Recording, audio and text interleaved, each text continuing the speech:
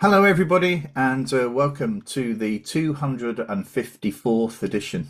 It's unbelievable of the Frank and Stan chat. And for those of you watching on video, you'll notice that at the bottom of my screen there is a colleague called Joe Pardoe. Hello, Joe.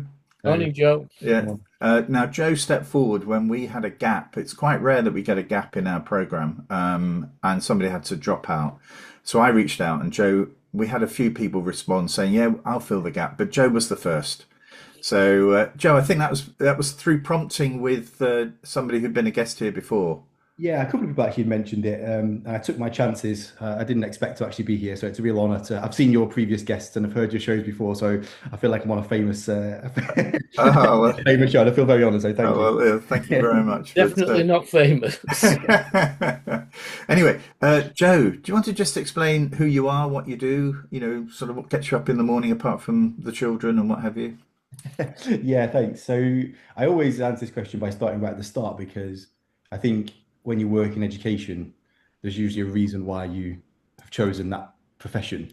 And mine starts in a council estate in the northwest of England. My mum was 15 when she had me, and my dad, Oh, wow. 16, sorry, my dad was 17.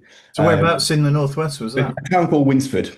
Oh, yeah, yeah, over in Yeah, Cheshire. it depends what you, I know you got I can tell your accent, you probably know the area fairly well. It was one Yeah. of those towns that was built in the 50s alongside Ellesmere Port uh, to help clear the slums of Liverpool, basically post World War Two. And that's where half my family comes from. So half of them are Scouse and the other half from North Wales. But I was the first in my family to go to university, all that sort of story, no history of education in my family at all. But I loved education. I loved school. And I often reflect about why that is. And I think because I've come to realize I'm quite a rebellious person. And in my town, the norm was to not do well at school. So almost like as an act of rebellion. I wanted to do well at school. I liked it. I went to university. I then moved to Japan quite randomly as part of the JET program. And that was my first encounter with schools. I worked in 40 schools across an island chain, 4 hours by boat from Nagasaki. So traveling around to different school every day for 2 years. I then went to work in Shanghai, in China. And I think those experiences helped to show how education can be done differently, Yes. not necessarily better, but with a different philosophical foundation to it. So when I moved back to the UK to train through Teach First up in Hull, I was quite surprised by the way things sometimes were happening, and I'd say, "Why are we doing that?" And it's like that's how it works. But having spent a few years not in that system, I was like, "It doesn't have to be like Yeah. Yeah. that though." It seems strange that we're doing things that clearly aren't working, but we're doing them because everyone else has done them forever. Then in 2013, so I'm giving you my CV here, but it helps explain. 2013, I moved to East London, and I was one of the first 12 teachers at a school called School 21 that Oh, yeah. was set up by Peter Hyman, Ollie Botton, Yeah, and because Liz Robinson has been a guest here a number of times. So, yeah, she's a I big saw fan of this. us as well. Exactly. So then I worked there. I was first of all head of humanities. I then became head of project-based learning, and later finished off as head of curriculum. I mean, we've only heard from Liz, to be honest. I mean, what was the culture then in terms of you? I mean, this is sort of quite radical, isn't it? Probably not ultra radical, but bearing in mind what you were saying about everything seeming to be done because it's been done before, but this was trying to do something very different. How did that feel for you? Oh, that's a great question. It was a really okay. The best way to explain this is I had my resignation letter on my desktop for at least the first 9 months because I got used to working in a system and you're told you're outstanding, whatever that means, or Yeah, you're seen as good and you get results. And then you go to a different system with a different set of expectations, and suddenly you have to go, oh, what I was doing there is no longer seen as yes, good here. I have to now reevaluate. And it's obviously that's a really difficult process as a professional to unlearn the yeah, thing you've been successful about and then do different things. But I look back at it as, I'm a historian, my degree is history and my subject is history. And I class that first 5 years in particular as a huge turning point in my career, my philosophy, everything I now do. And it was just working with thoughtful, challenging people yes. who were willing to challenge every decision, every expectation was under question and constantly reevaluated. And that's it's an amazing learning ground to just be challenged every single minute of every single day. Yeah. So it was really great. And obviously, So it's hard. how did you take the community with you? That's always the concern, because parents' expectations are that it's sort of it's done in a certain way. Often it's because what they experience, so they find it quite challenging to see it being done differently. I mean, how easy was it to sort of win them round? It's a great question, and that also informs a lot of the work I do Yes. currently. Um, and I don't think we did it in a sophisticated way, if I'm honest. I think part of it's self-selection. It was a new school in an area, so the sort of first cohorts of parents that applied to send their child there are parents that have often sought that kind of education Yeah. out. So they were on board. The early parents anyway were more on board than the later Yeah. parents that just sent their school to the local to their child to the local outstanding school. But I think one of the things that Peter Hyman, who was the founding head and my line manager for 10 years, he was a great communicator. His background was writing speeches for Tony Blair, Mm. and was able to explain these quite complex messages in a way that just resonated emotionally Mm. with people. And his sort of one that he's talked about a lot was a few he's got. We want children to create beautiful work, and which parent doesn't want their child Mm. to create beautiful work? We want to educate the head, the heart, and the hand. Which parent doesn't want their child to be educated in all those areas? Didn't mean that we didn't have there were tactical things that were challenging. Yes. At the more strategic level, I think everyone was on board. Right. Right. So I worked there for years, and then I took a group of kids from year 7 right through to year 13. So they went from right at the start right to university, and I then went to work at the trust with Liz and Peter. Yeah. I worked there for a couple of years doing CPD stuff, but then I left, and I decided it's a bit of a big word because I'm not sure how much agency I had over it. I just didn't get a job. Partly because we had a young child at the time, and my partner was also a senior leader in a school and 2 busy parents, and partly because we had another one. Coming along. So I decided that I was going to see if I could just pick up some contracts.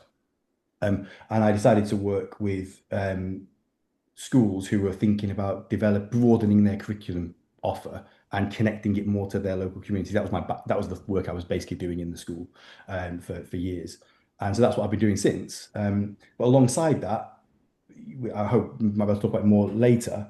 I don't want to go on about too much, but alongside that, I realised as a parent myself now going through the system that there was a surprising lack of information for parents about the school system. So I've set up a project to help give parents information to help them feel more agency as they go through Yes. the child's education journey. So that's what I've been doing now for the last 3 years. Right. Wow. It's one thing that struck me when you were talking about making sure the curriculum sort of connects with the context, the community it's being delivered in, is there are two stories that stick in my mind. The first was when I became a head teacher. I remember we went to quite close to Winsford to a teacher training centre there, where I met an HMI called Ian Roger, who was the HMI responsible for history, and he'd just been to a school in Stoke, and he'd seen a fantastic project which had covered all year groups and basically was giving the children a very clear understanding about the history of mining and the development of the potteries and all of this sort of stuff. And I remember he used to do his talks with money in his pocket, and he used to jangle the money around, so you could hear the jangling of the money. And he'd say, and we were all going, "Yeah, this is fantastic. This is really what it's about." And he said, "You won't see that again." And there was silence, and he said, "Well, I predict that the national curriculum will stop that." Now, there were arguments on both sides here, aren't there, about breadth of experiences and all this sort of stuff, I think, which was delivering the national curriculum at the time. Um, but really, for me, the issue here is around the relevance of that. And I think that more recently, I've come across, went to a school in Stoke again when I was the CEO, and Stoke City, are in the potteries, and the football club are linked to that. and one of the boys in year 7 who'd come through the primary schools in Stoke. I said, "Oh, which football team do you support?" Knowing it was going to be Stoke, and he said Stoke. I said, "Well, why have they got their nickname?" I don't know. And you think, here we are, in one of the richest parts of our industrial heritage, and children have gone through their primary school and are not aware of the fact that they've got some grade 1 listed buildings that are virtually falling down in their town, and no one's bothered to show it to them and explain it all to them. Stan, you were going to. I always remember, no, it's slightly different, but it was at the era when national curriculum was coming in, just before, and I was working with some secondary schools and some primary schools, as I was a deputy head then, and the secondary school, I think it was the history teacher, was came to look at what we were doing in the primary school, and he said, it's fantastic in a primary school. If it snows, you can take the children out, they can feel the snow, they can taste it, they can enjoy it, they can write about it. He said, in the secondary school, it's Romans. Whatever the weather, it's Romans. We're a bit. I don't want us to be anecdotal, but I do remember one of the most enjoyable days was when it snowed, and the head teacher, I was deputy at the time, came in and said, "We're going to have a snowball fight with the kids." So he had these two big buckets from the caretaker's office. So we went to the front of the school, filled up with snowball, and then he got the ladder out, and we climbed on the flat roof, and basically started a snowball fight from a position of height. And the most wonderful thing was that Nick went round to the year 5 and 6 classes, said, "Let's talk about castles and why they built where they are." And you think, "Ooh, hang on a minute. That was a snowball fight, but that was very much about history.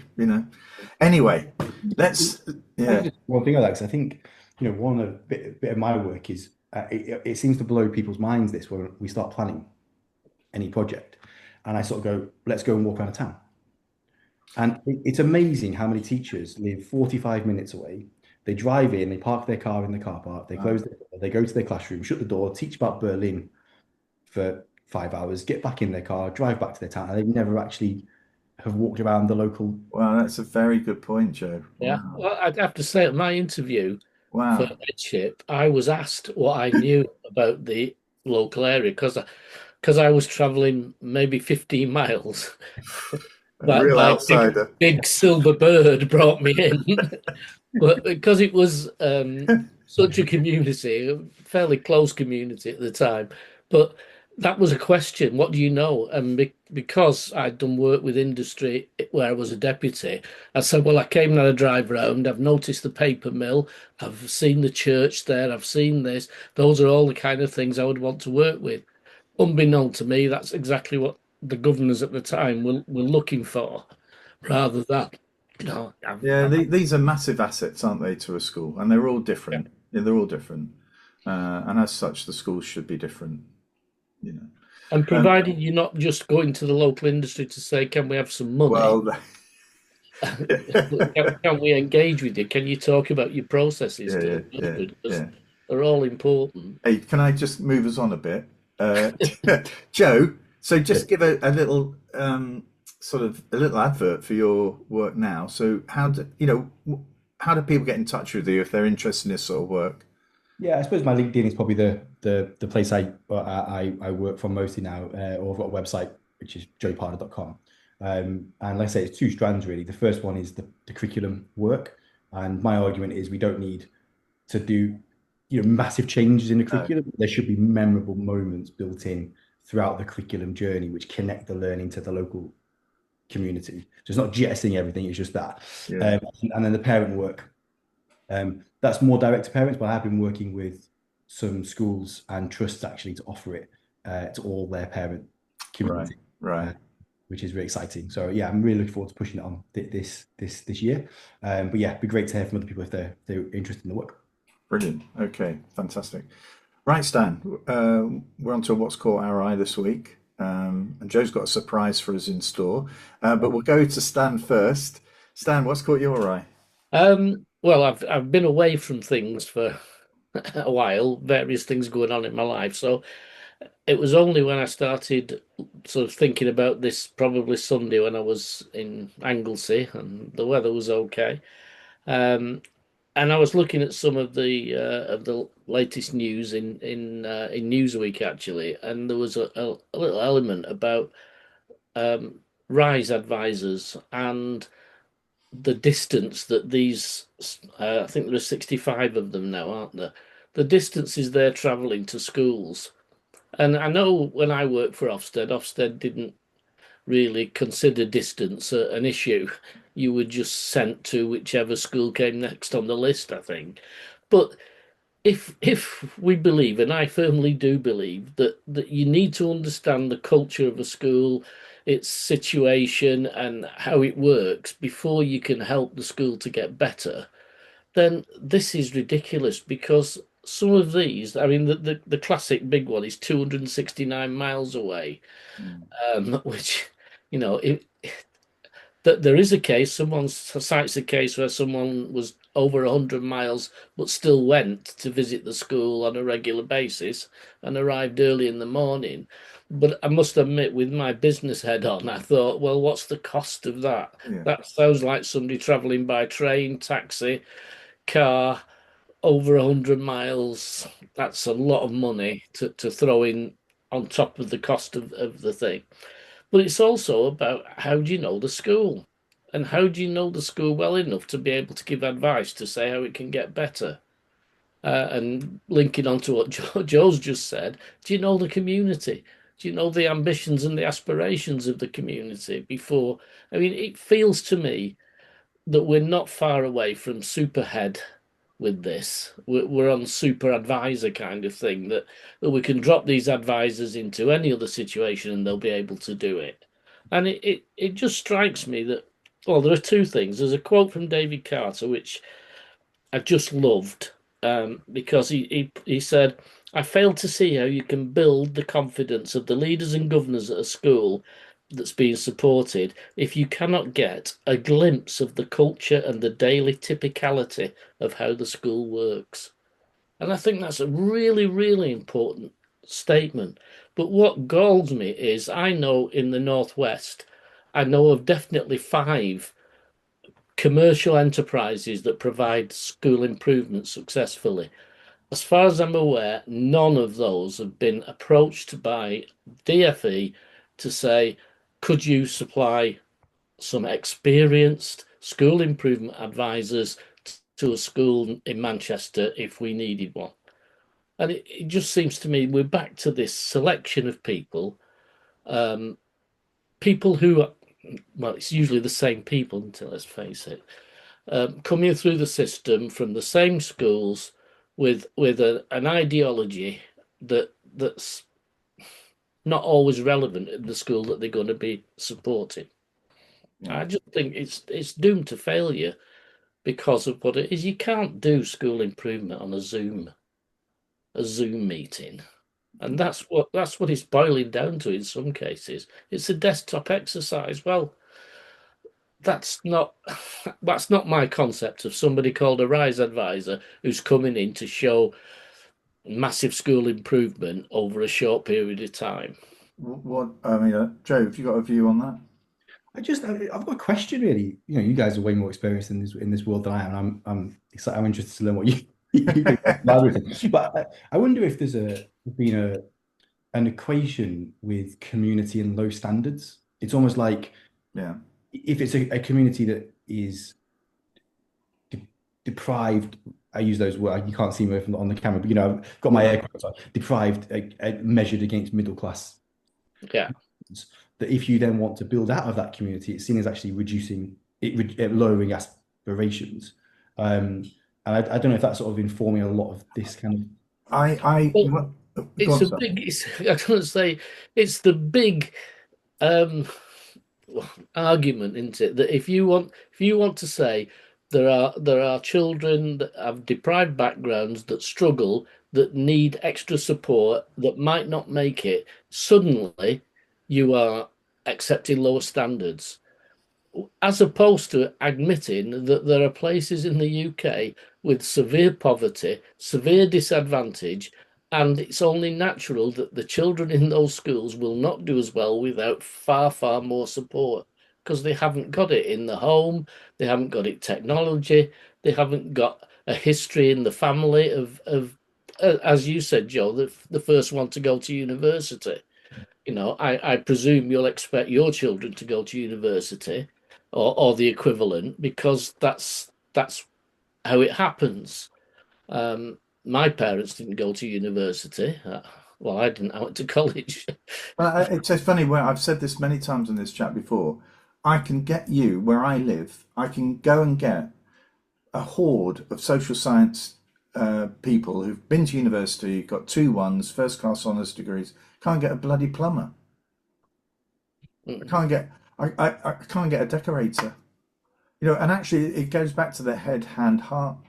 story that we have this sort of view that. And I remember saying this at I can remember it now, Yorkshire Water headquarters in front of uh, local authority CEOs, where I was accused of having lower expectations, and that somebody said, "I want my children in this local authority to have the same chances of those in Surrey," and I said, "So do I." So do I. But everybody's fighting for those same places. And so we've got to acknowledge that nothing that the schools have done has prevented some of these children from having those places. But actually, we've got to find a way in which we can make the economy work locally and for those families and those young people. And actually, what we're delivering at the moment is very much tailored towards a particular route. And, I don't know what the figures are in Lancashire at the moment, but everyone talks about apprenticeships. Well, the number of people looking for apprenticeships and the number in Lancashire that are available mean that the vast majority of people are not going to get them. mm. So I'm off to the West Midlands tomorrow to speak to their learning and skills director about that problem. And actually we need to be much more honest about that problem. And we need to lean on SMEs particularly to step up, who see all this as a bit of a bind, bit of a nuisance. They want to take an apprenticeship on, do it a few months, doesn't quite work, they don't fit, then they're dropped. I mean, it's sad. But anyway, Joe, you're going to give us a slight turn on the what's caught your eye this week. Yeah, sorry, apologies for distorting the format slightly. I was posing a question when you sent me the email asking about this, and the thing that I noticed was what hadn't caught my eye, strangely, because tomorrow, I think most people in England, most parents in England who have got a child who's age 4, like my son, are going to find out their primary school allocations. And what I'm noticing is in my parent WhatsApp groups, in the nursery chats, on the playgrounds and the soft plays, or whatever, that's dominating the conversations in our area, and it creates a huge amount of anxiety and worry and stress. Some parents are, they're actually genuinely emotional about this moment. And but I spend most of my day working with education professionals and reading the education news and following education social media and blogs and that sort of stuff.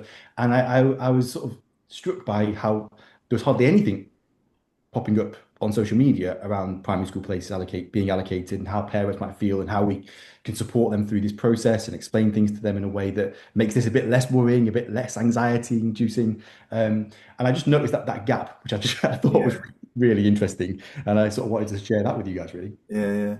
I mean, it's funny because I mean, I experience this as a grandparent now. Yeah, With our so do grand, I. you know, Tomorrow. is it tomorrow as well, Stan? You know, but actually, I sort of go back as a parent and just this idea that you would work towards trying to give your chances of your child to increase your chances of them getting in, the sort of things you might do, which some parents try to do, whether they might. I think you were Well, saying, Stan, weren't you, about as a governor, I can say we have identified people who've told lies about where they live, who have rented properties for a very short period of time to be able to claim that as where they are going to live. And even though the parents know about it, other parents know that they don't live there and they never have. And we've reported that to the local authority. nothing's done. Mm. We even tried, and this is how smart the governors are, we even tried to make the case that it was fraudulent to claim to live somewhere where you don't. But apparently, in fraud, there's got to be a financial gain. But there And probably although is those. we were arguing that, but it's difficult, isn't it, to show that by having a certain school, you are making a financial gain. But I mean, the authority came back with, but we do exactly the same tests as we do for CRB checks. Oh, right. And so this, again, a Oh, smart governor said, but that only tells you who they are, not not where they live. yes, yes, That isn't part of it. yeah, So that doesn't help the situation. But I mean, there's the wherewithal to do it. There's council tax records, for example, that the council do have access yeah. to. But it's an ongoing thing, and what you feel for is the parents who legitimately would have had a place in an oversubscribed school, but for somebody jumping the system by finding a false way of doing it. And then that unravels when the parents start talking to each other. Yeah, well, they know You it know, anyway. And the other when the parents children won't start say it. school, and you think, well, how did you get in? Yeah. The birthday party's in the other side of Salford. That's, For that's me, quite a giveaway. But Joe, I mean, is it likely that your child's going to get into the local school? Are you sort of really anxious about it? no, not actually in the slightest. And again, when you work in education, and this is the whole point of this, what I'm doing, right, is we're not anxious. We're two teachers. We know schools are a mix of good things and bad things. They're Yes. dynamic communities. They change over time. The head might leave, the Senko might leave, the Ofsted grading might change, the music teacher might come and go. We understand that it's a long-term, ever-changing interaction between the family and the school that makes the difference. Not getting into school X because it's got great SAT results, Yes. and so we've applied to go to the literally the school 2 minutes down the road, and we probably get that, but we're not overly stressed either way. But I don't actually blame parents for my diagnosis is, and I'm speaking as a sort of I don't like this phrase, but a modern parent who's going through this like literally right now, is when my partner was pregnant with our first child, we did an NCT course. Yes. Demystified the system. It helped us meet other parents going through the same process. It gave us the debates in medicine. It gave us a sense of agency, a bit of a plan. Even though we can't control anything in it, it gave us a sense of, okay, we know what's coming. We did a hypnobirthing course. I bought about 5 books about how to be a dad. We then had our baby. We did a sleep course. We did a weaning course. We did a feeding course. There's even courses online now about how to teach how to ride a bike, right? So there's just loads of information to help anxious parents go, oh, I know I need to do this, but I want to go find some trusted information. But what the school system has created, I think, is just a big gap in information. And I found it completely bonkers that I don't know, I just assumed that someone would send us a letter to say you need to apply for a school. I just sort of assumed that someone would help me out with it. We're both educated parents. We know how to do it. We know the system. We're fine. But no, there was literally no communication. I think I saw one bus drive past one time with a poster on saying, "Apply for a school place this year if your child's." Yeah. And and there's just nothing there. So then parents fill that gap with action. I Yes. can do something. I can do something here. So they do all of these things that we're talking about. And my sort of argument is we just need to be better at helping parents understand the nuances, complexities, trade-offs of the education system. So there's not that anxiety and there's not that feeling that I need to move across the town to get to that particular school and everything's going to be perfect if that happens. uh, yeah, so I think it's on us as well as a system to help the parents understand that. Yeah. I think there's the myth as well that comes around with outstanding schools that an outstanding school can fix anything. Because what you tend to find, and I've worked with a few that have become outstanding schools over the time, is an influx then of children with complex needs because the parents are desperate. They want a mainstream school if possible, and you're an outstanding school, so you'll be able to fix this. and that's what's happening at the school I'm associated with at the moment. I can see the intake is changing, and of course, if you have a child with difficulties and you've got an gonna get that the wrong way around, you've got a right to name the school, and Mm, on the admissions, you are nearly at the top. mm. So there's a, I don't know, there's something not quite right, I think, with that system. I think it should be a work with parents and with professionals to match you to the school that's best suited rather than the school of choice.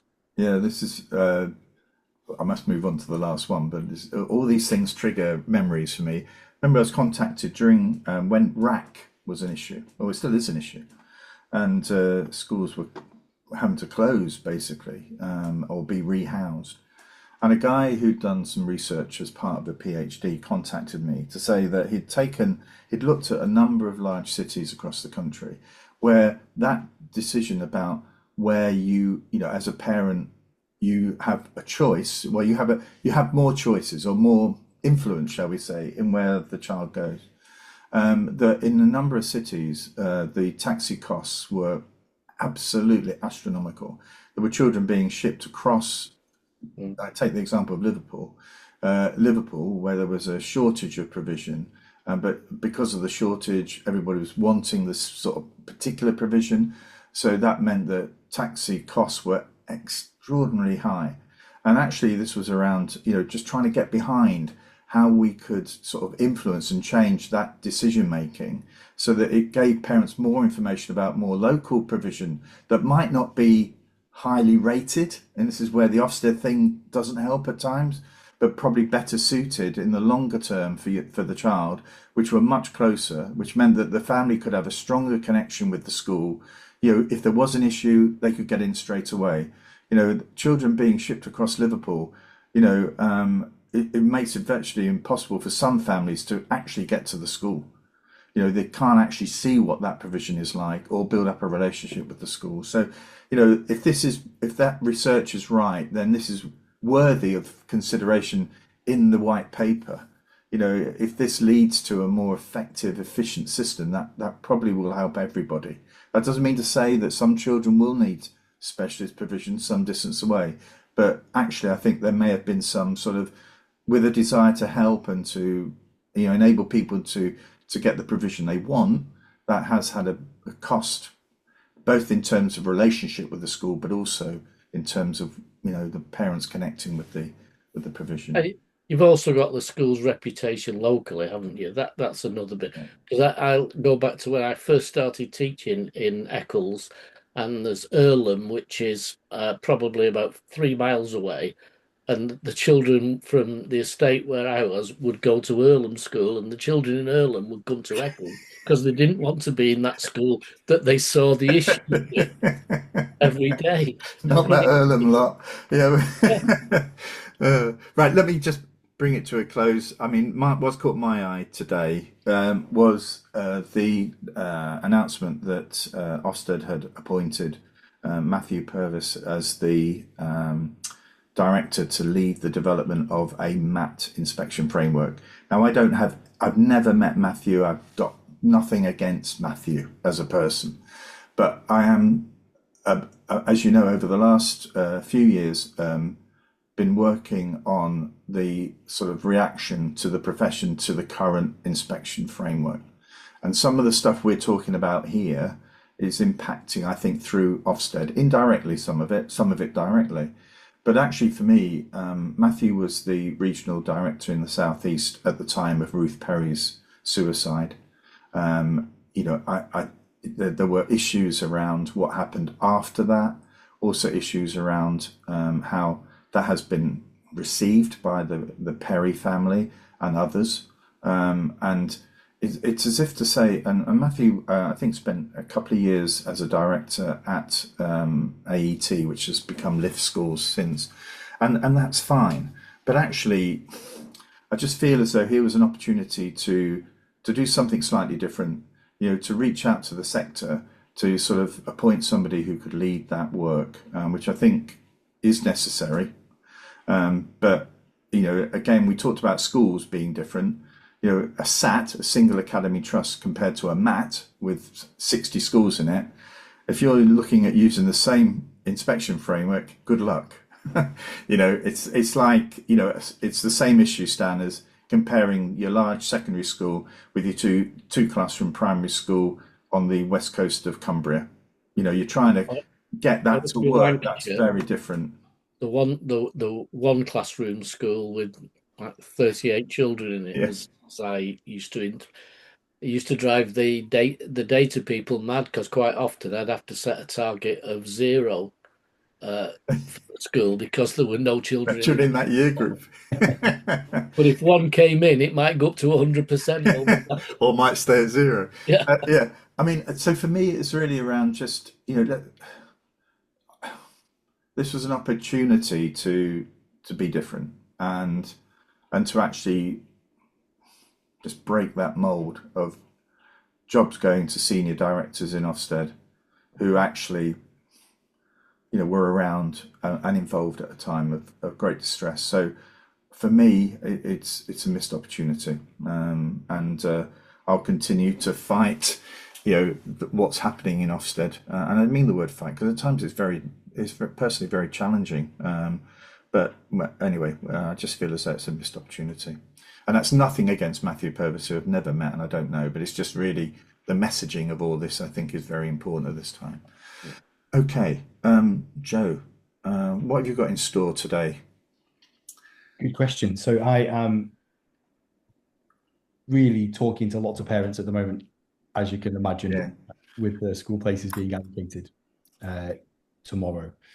So our main thing is what support can we put in place for them? So what I've tried to do is build, it's kind of, I'm calling it like the NCT, oh right. but for the school system.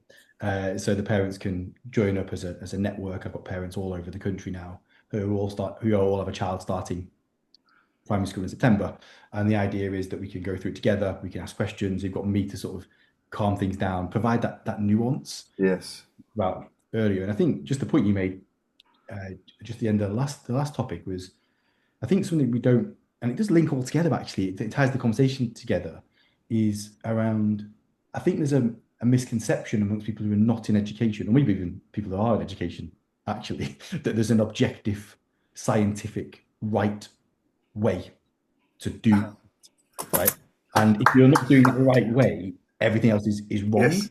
When we all know it's way more complicated than that, and it's way more values based, it's ideological, it's philosophical, and it's not about going, right, we have to get the right way. It's about just what is good in this context, what is not so good in this context, how do we have the balance so we bring these things in and that thing in. Parents understand that. Yeah. And my message to people in the sector now, because I know there's a lot of people nervous about how the trust is broken with society and schools, I would argue, and then there's no longer that automatic implicit trust that a community gives a head teacher that maybe existed, I might be wrong with this, but maybe existed 50 years ago, say. So we need to be strategically building that trust. But one of the things I've noticed through doing this program is once it's explained to parents why schools do certain things and why they go, oh yeah, fair enough. Yeah, okay, that makes sense. Yeah, Probably do the same yourself. I'd be in that position, I'd do the same thing. But they're never told. They're never told that. So it's always like, this is happening, and this is why we think it's brilliant, and this is going to work, and it's amazing. And the parents are going, I don't think it is going to be Yeah. perfect and all amazing, so they don't trust it. Whereas if the head teacher went, listen, we're doing this thing. Listen, it's not 100% perfect. There's going to be downsides to it. You're probably going to experience this. Sorry about that. Yeah, and we want to hear. We want to hear from you. Let's do it together. Let's do it with you rather than choose. Yes. Right? And I think that ties everything together. This idea of a centralized approach versus a localized approach, how MATs work versus individual schools. We've got to be more nuanced about it, I think. Yeah. So that's. I started off by explaining I'm doing one thing today, but No, but I think that sums up actually our 254 chats. I think, Stan. I think it does. That we've never ever said, this is the right way. I think we've always, our career has taught us that sometimes you swing a little way and then you think, I've gone a little bit too far, then you're swinging back, so you're generally in this sort of arc somewhere in the middle here. You're I think we've never been on the extreme end on either side. It doesn't feel a safe Didn't place. Ken Robinson say teaching is an art, it's not a science? Mm, And once you accept that it's an art, then you accept there are no certainties about what's going to happen, what's going to work, and where you're going to get to. And I just think he's a very sad loss, Ken Robinson, mm. because he was, I don't know, clever enough to articulate the arguments better than I can. Well, um, on that point, I think we'll bring it to a close. Thank you, Joe, for your time. I think we'd Thanks, Joe. Good love to have evening. you back again if you're up for it. And good Great luck way with to put good it. luck with your work, and we'll be back next week with the 255th edition. So until then, goodbye to everybody, and see you soon. Bye bye. Bye-bye. Bye. Thank you.